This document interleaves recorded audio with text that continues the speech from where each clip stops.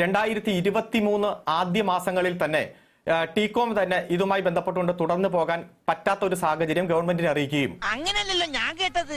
അങ്ങനെയാണ്. കറക്റ്റ് അല്ലേ ജോസഫേ? കറക്റ്റ് തട്ടിക്കോ. അത് ശരിയാ, നമ്മൾ മോശക്കാരാവാൻ പാടില്ലല്ലോ. പക്ഷെ അന്യാധീനമായിട്ടുള്ള ഈ ഡിലേ നമുക്ക് സഹിക്കാൻ പറ്റാത്ത ഒരു സാഹചര്യത്തിലേക്ക് വന്നപ്പോ അയ്യോ എന്നിട്ട് എന്ത് പറ്റി? കാര്യം പറഞ്ഞാൽ ഇവിടെ പ്രളയം, 2 പ്രളയം, അതുപോലെ കോവിഡ് 1ാം ഘട്ടം, 2ാം ഘട്ടം, 3ാം ഘട്ടമൊക്കെ ഉണ്ടായി. അത് ഞങ്ങൾ ആരും അറിഞ്ഞില്ല.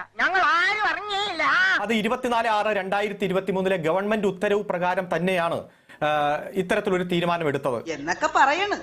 സത്യമായി പറയുന്നവനായി രാജാക്കൻ.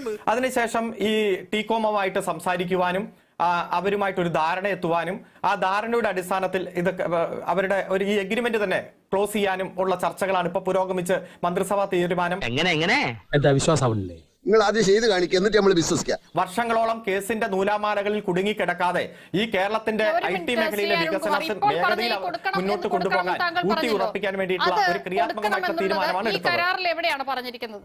അതൊന്നും എനിക്കറിയാൻ മേല. ഇങ്ങനെ എന്തെങ്കിലുമൊക്കെ പറയുമ്പോഴേ എന്റെ മനസ്സിനൊരു സന്തോഷം ഉണ്ടാവുള്ളൂ.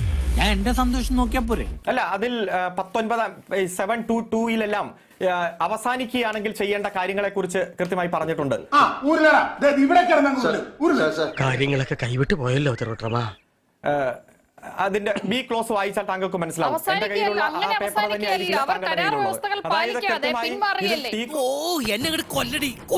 ഒരാവേശത്തിലെടുത്ത് ചാടി വേണ്ടായിരുന്നു അല്ലേ? എന്ന് പറഞ്ഞിരിക്കുന്ന കാര്യങ്ങൾ എന്താണ്? അവർ കരാറിൽ പറഞ്ഞ കാര്യങ്ങൾ അവർ ചെയ്യുന്നില്ലെങ്കിൽ എന്താണെന്നാണ് ഈ ക്ലോസിൽ പറഞ്ഞിരിക്കുന്നത്? ഈ 722 താങ്കളൊന്ന് വായിക്കൂ, എന്നിട്ട് അതൊന്ന് വിശദീകരിക്കൂ. മോനെ സാർ ചോദിച്ചു ഉത്തരം കൊടുക്ക്. പാച്ചേട്ടാ, അവമാനിക്കരുത്. ഞാൻ നല്ലൊരു കുടുംബത്തിൽ പറഞ്ഞവനാണ്. നീ നല്ല കുടുംബത്തിൽ പറഞ്ഞു, ഞാൻ പിന്നെ മറ്റേ കുടുംബത്തിൽ പറഞ്ഞാണല്ലോ. എവിടെയാണ് ഈ ഇങ്ങനെ പിന്മാറി പോകുന്ന ആളുകൾക്ക് നഷ്ടപരിഹാരം, അവർ പണിത കെട്ടിടത്തിന്റെ തുക, ഇതൊക്കെ കൊടുക്കണമെന്ന് പറഞ്ഞിരിക്കുന്നത്? എവിടെയോ എന്തോ ഒരു തകരാറ് പോലെ. എന്താണ് പുളുന്താനാശാന ഒരു മൗനവ്രതം? ഇതാരുടെ സ്വകാര്യ സ്വത്തല്ല, പൊതുജനങ്ങളുടെ പൊതു സ്വത്തായിട്ടുള്ള സ്ഥലമാണ്. പൊതുജനങ്ങളുടെ ഖജനാവിൽ നിന്ന് പണം എടുത്തിട്ടാണ് ഈ സ്ഥലം വാങ്ങി അവർക്ക് കൈമാറിയിട്ടുള്ളത്. നീ എന്തിനാണ് റോട്ടിൽ കൂടെ പോണ എണിയൊക്കെ പിടിക്കണത്? നാട്ടുകാരെ കൊണ്ട് പറയിപ്പിക്കാൻ വേണ്ടിട്ട്. സാധാരണഗതിയിൽ ഈ കരാർ പാലിക്കാതെ പോകുമ്പോൾ അവരിൽ നിന്ന് ഇങ്ങോട്ട് പണം ഈടാക്കുകയാണെന്നുള്ളതാണ് സാമാന്യ യുക്തിക്ക് തോന്നുന്ന പോലും. പിന്നെ എന്ത് സാമാന്യ മര്യാദയെ കുറിച്ചാണ് താങ്കൾ ഈ പറയുന്നത്? മിണ്ടാതിരിക്കാം, കുറച്ച് കഴിയുമ്പോ പോവുമായിരിക്കും. ഈശ്വര, ഇനി എന്ത് ചെയ്യും? ആലോചിച്ചിട്ട് ഒരെത്തും പിടിയും കിട്ടത്തില്ല. ടീകോമിന് കൊടുക്കാനുള്ള നഷ്ടപരിഹാര തുക നിങ്ങൾ തീരുമാനിക്കാൻ പോകുന്നു. ഏത് വകയിലാണ് ടീകോമിന് നഷ്ടപരിഹാരം കൊടുക്കുന്നത് എന്നുള്ളതാണ് വളരെ ലളിതമായ ചോദ്യം. ഉത്തരം പറ.